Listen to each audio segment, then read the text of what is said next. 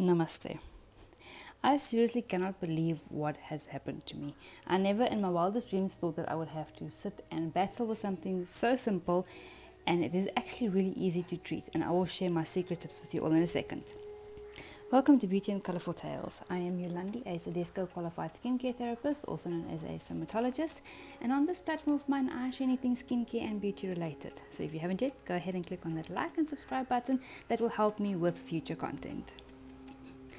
About a month ago, I did my routine pedicure or foot care treatment at home, and when I took off my nail polish, my one toenail, my big toe, was green. I got toenail fungus from where I have got absolutely no clue, but it was there. I mean, I don't know how I got it because I don't share any of my pedicure equipment or my feet equipment with anybody, not even with family in the home, and I haven't gone anywhere where I had been exposed to like dirty flooring and things like that. So I don't know where I got this from. It just happened. It's just there. So then I quickly got to work, and I am going to share what I am doing at home to help and treat it. So this is what my toe looks like. It's grown out a decent amount. It was actually quite far back in the nail bed itself. I'm just really glad that it's not spreading to any of my other toes, or that it is getting worse on this specific toe, and that it is growing out. I don't have any issues. So firstly, we're going to be needing nice warm water and white vinegar. Any vinegar that you can get in the store has to be white vinegar. This really helps in sorting it out. You would use about half a cup in nice warm water. With this, just ensure that you don't suffer with extreme dry feet though, because the vinegar can dry out your skin even more. So if you suffer with very dry skin, rather just get it to soak just the specific toe.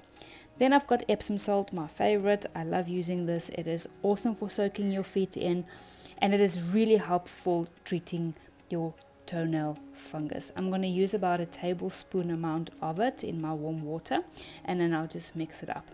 The link for this Epsom salt that I've got is, I bought this from Amazon, and the link will be down in the description box. So it's about a tablespoon that I'm using, and I am just going to be mixing it in the warm water. Another thing that I add, and that has been really helpful, is tea tree oil. Now I also got this from Amazon, and I will just put the link down below in the description box as well. Tea tree is an amazing product for treating any fungal bacterial infections. You can just put in 3, 4, even up to 5 drops. Once again, just be careful if you do have sensitive skin that you don't react to it, so just be wary when you do use it. And the reason why I'm putting it in the water is because you need to use it diluted. But I will tell you a little secret later on when I'm done with all of the soaking. I'm just mixing up everything together so that it's nice and diluted in the water itself. Water's still nice and warm, and I am just going to be soaking my feet for about 10 to 15 minutes. Once again, not longer than 15 minutes, especially if you are suffering with very dry skin, because it can dry out your skin if you do soak it for too long.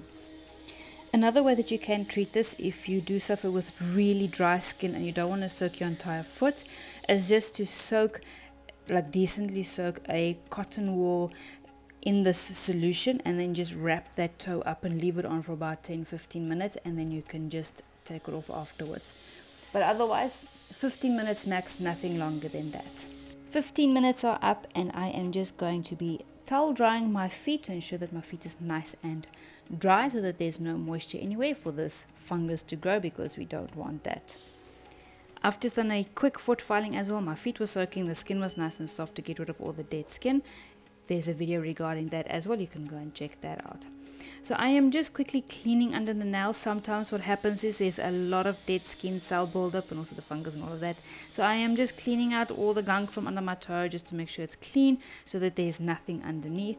I am using a metal cuticle pusher, and the reason why I'm using metal is because it cannot hold any of the fungus in it, and I will sterilize it also using pure alcohol, which I also got off of Amazon, and I will put the link down below for where you can purchase this. When you do have any fungal infection, especially toenail fungus, always ensure that you use a pure alcohol, the isopropyl alcohol, to sanitize and sterilize your equipment to ensure that there is no fungal spores left behind. You could even put a drop just under the toe just to help and dry it out, because that's what we want. We want it to be dry.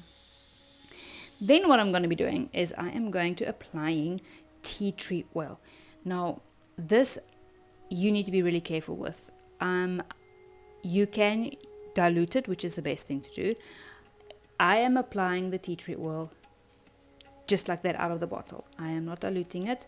I've got a little bit of tea tree oil diluted with a coconut and castor oil in a old nail polish bottle that I've just mixed up, that I use for my nails otherwise, but I'm using the pure tea tree oil just on this one toe because it helps to clear it out a little bit faster. But if you do have very sensitive skin, some people can react to it.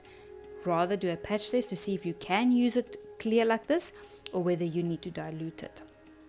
I haven't had any reactions using the tea tree oil just like that out of the bottle on my nail, and like I said, it really works. It works a little bit faster than what it would when you would go and dilute it.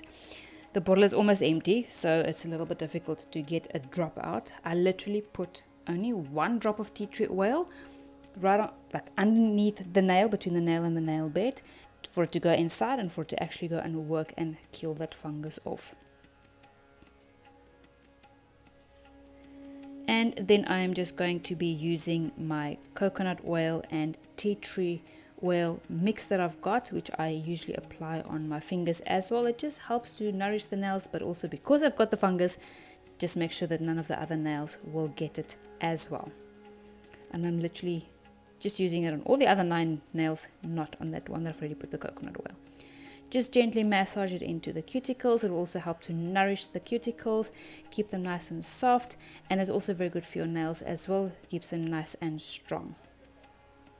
And when you are all done, please make sure that you do wash your hands with warm water and soap, as well as all the equipment, the foot bowl, everything that you've used to soak your feet in, everything that you've used. The towel needs to be washed. If you've used foot files and things like that, nail files, please ensure that you do wash and sterilize them properly with hot soapy water, and if you can, do put the alcohol on top of it to make sure that it is sterilized.